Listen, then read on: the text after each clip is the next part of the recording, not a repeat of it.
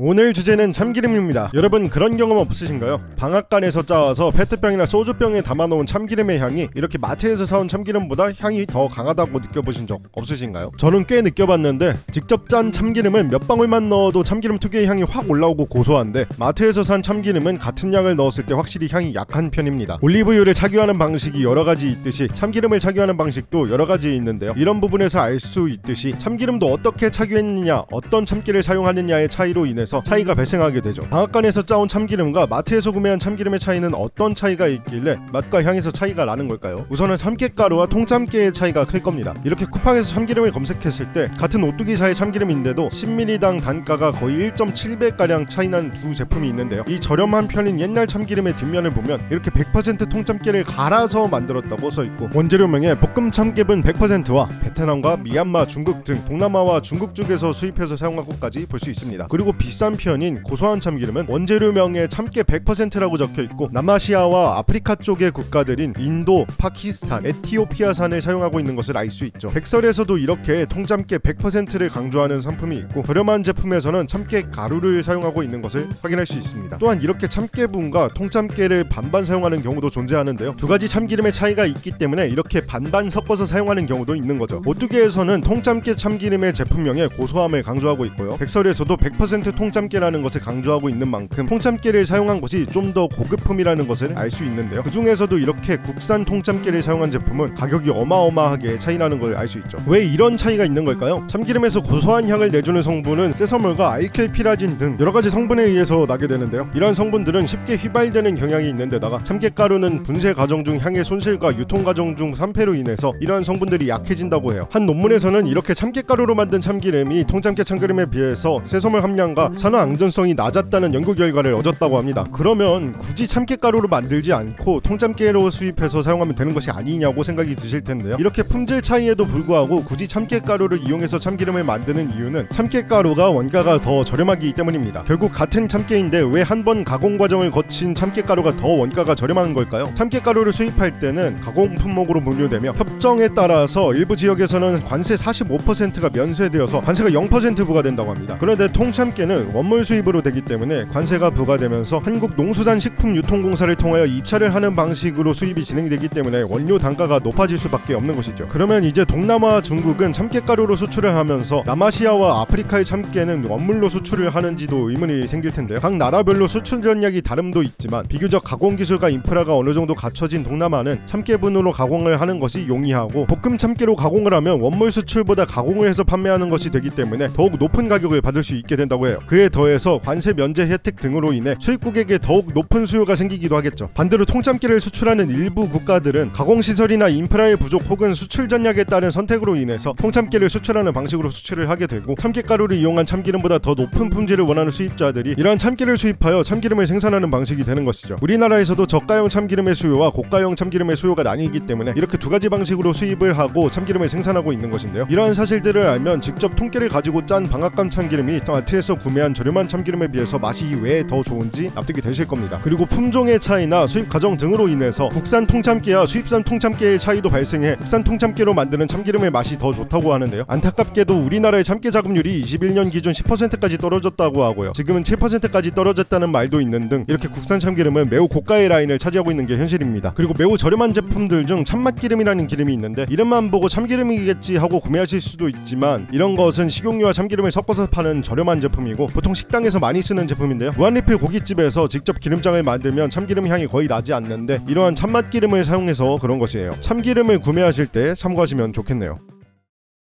이번에는 온도에 따른 압착 방식의 차이를 알아볼 건데요. 참기름의 압착 방식은 열압착 방식과 냉압착 방식, 이렇게 정리할 수가 있겠습니다. 열압착 방식이 우리가 흔히 접하는 참기름의 압착 방식입니다. 210도 이상으로 가열하여 참깨를 볶은 뒤 압착하는데, 참깨를 볶으면 참깨 속에서 세서물과 피라진 성분이 많아져서 참기름의 고소한 향이 강해지게 됩니다. 하지만 너무 고온으로 하게 되면 참깨가 타게 되면서 맛이 변하게 될 수 있으며 열로 인한 산패가 불가피하게 되죠. 특히 너무 고열로 가열하게 되면 1급 발암물질인 벤조피린이 나올 수도 있는데요. 한때 이게 이슈가 문제가 되었었던 적도 있습니다. 이를 대비해서 비교적 낮은 온도로 압착을 해서 저온 압착이라는 이름을 붙여 판매하는 제품들이 등장하는 등 건강을 생각하는 소비자를 타겟으로 하는 제품들도 나왔죠. 그러나 이 저온 압착이라는 것에 대한 명확한 기준은 없어서 업체마다 어느 정도의 온도로 가열하는지는 알 수 있지는 않습니다. 이런 저온 압착 방식은 비교적 벤조필행 걱정을 덜 수 있다는 장점이 있지만 낮은 온도에서 압착할수록 참기름의 향이 떨어질 수 있다는 단점이 생기기도 하죠. 현재 시중에서 판매 중인 대부분의 참기름들은 식약청이 관리를 하면서 벤조필행 함량 기준들을 준수시키고 있기 때문에 너무 걱정하면서 제품을 고르실 필요는 없다고 합니다. 이번엔 냉압착 방식을 소개할 건데요. 냉압착 방식은 일반적으로 40에서 60도 정도의 온도로 압착하는 방식이에요. 이 냉압착 방식의 참기름은 아무래도 가열을 하지 않았다 보니까 참기름의 특유의 고소한 향이 부족하고 수율이 굉장히 낮아 단가가 높아진다고 하는데요. 그래도 이 냉압착 참기름만의 장점 또한 존재합니다. 발연점이 일반 참기름보다 높아서 요리유로 사용하기 적합하다는 점이죠. 일본 같은 경우에는 덴푸라 같은 고급 튀김을 냉압착한 참기름으로 튀기기도 한다고 해요. 과거 조선시대에도 참기름에 전을 부칠 때 사용했다는 기록이 있는데 지금은 열압착을 하여 생식을 하게 됐지만 당시에는 환경상 열압착을 하기 힘들었을 것이었고 냉압착에 가까운 압착 방식을 사용해서 요리유로 사용이 가능했던 것으로 보이네요. 올리브유 같은 경우에는 냉압착 방식을 사용한 엑스트라 버진 올리브유의 형태가 생식으로 사용되고 열을 가해 압착한 것이 요리유로 사용이 되는데 참기름은 이와 반대되어 있는 게 재미있는 부분인 것 같네요.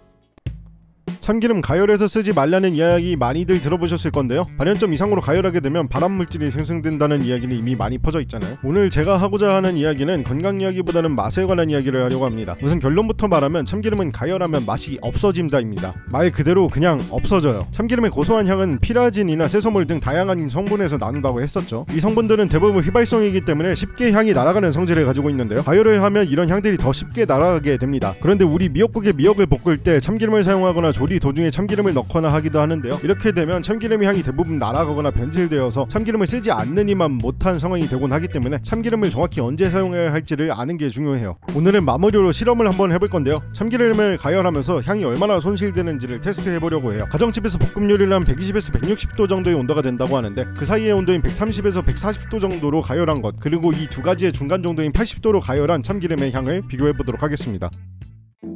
자, 참기름을 10ml씩 사용할 건데요. 먼저 80도 정도로 천천히 가열해 주도록 하겠습니다. 요리용 온도계를 가져와서 이렇게 최대한 온도를 확인할 수 있도록 해줬고요. 80도가 되자마자 빼서 그릇에 옮겨 담아줬습니다. 마찬가지로 130도까지도 가열할 건데요. 참침 온도계를 이용해가지고 천천히 130도까지 가열해 줬습니다. 헷갈리지 않도록 다른 종류의 접시에 담아줬고요. 마지막으로 가열하지 않은 참기름을 10ml 또 준비해줬는데요. 이렇게 서로 다른 온도의 참기름을 한번 향과 맛을 보도록 할게요. 먼저 130도로 가열한 참기름 인데요. 어느 정도의 향이 나는지 한번 테스트 해보겠습니다. 향을 맡아볼게요. 향이 남아있기는 해요. 근데 많이 확실히 사라졌습니다. 굉장히 많이 사라졌어요. 130도까지 가열한 참기름은 집중해서 맡지 않으면 향이 안 나는 정도까지 사라졌고요. 직접 먹어보면 향이 좀 더 많이 나니까 한번 찍어서 먹어보도록 하겠습니다. 먹을 때 향이 거의 안 납니다. 먹을 때 향을 집중해서 먹어도 맛이 거의 안 나고요. 발연점까지 올린 것도 아닌데 벌써부터 탄맛이 살짝씩 올라오기 시작했어요. 고소한 향이 남아있기는 한데 솔직히 이것을 요리에 사용하기에는 너무 불쾌한 맛이 많이 나더라고요. 130도까지만 가열해도 사실상 이 참기름의 가치는 잃어버린 것 같습니다. 자, 이게 80도까지 올린 겁니다. 일부러 물이 안 끓는 정도의 온도까지만 높였어요. 이것도 마찬가지로 향을 한번 맡아보고 맛도 한번 보도록 하겠습니다. 향이 확실히 살아있습니다. 130도짜리에 비하면 확실히 향은 살아있었습니다. 고소한 향이 계속 남아있긴 했어요. 130도까지 가열한 참기름과 제 차 비교해봤는데 확연한 차이가 나더라고요. 그 참기름 특유의 무슨 향이라고 그러지? 그 참기름 고소한 향 중에 입맛을 살짝 돋구는 향이 있다고 생각을 하는데 그 향이 완전 이 130도짜리는 완전 빠져버린 그런 느낌이에요. 지금 이거는 아직 그런 향은 살아있어서 충분히 음식에 남아서 향을 내줄 수 있는 정도의 그런 정도의 향이 나요. 그리고 한번 찍어서 먹어봐야겠죠? 직접 먹어보니까 향이 확실히 많이 날아간 것이 느껴지긴 하더라고요. 그리고 아직 80도밖에 안 됐는데도 탄맛이 살짝 올라오기 시작합니다. 아예 가열하지 않은 상온에 뒀던 참기름도 한번 테스트해보도록 할게요.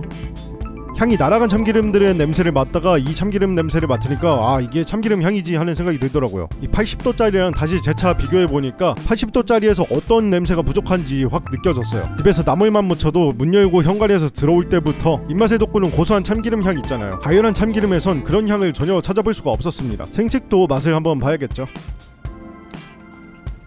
이게 참기름이지.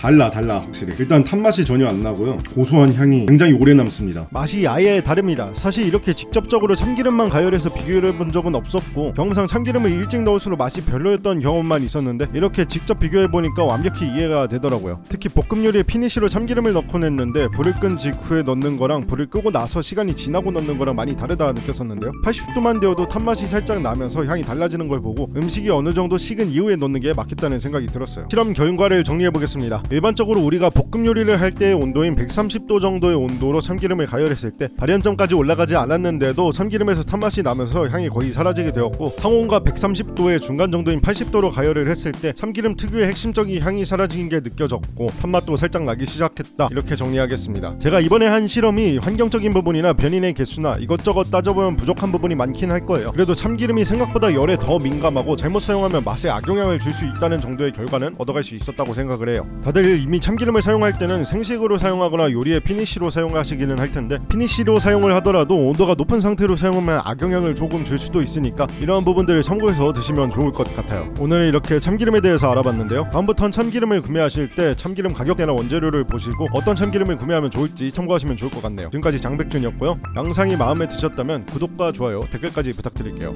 그럼 바이바이.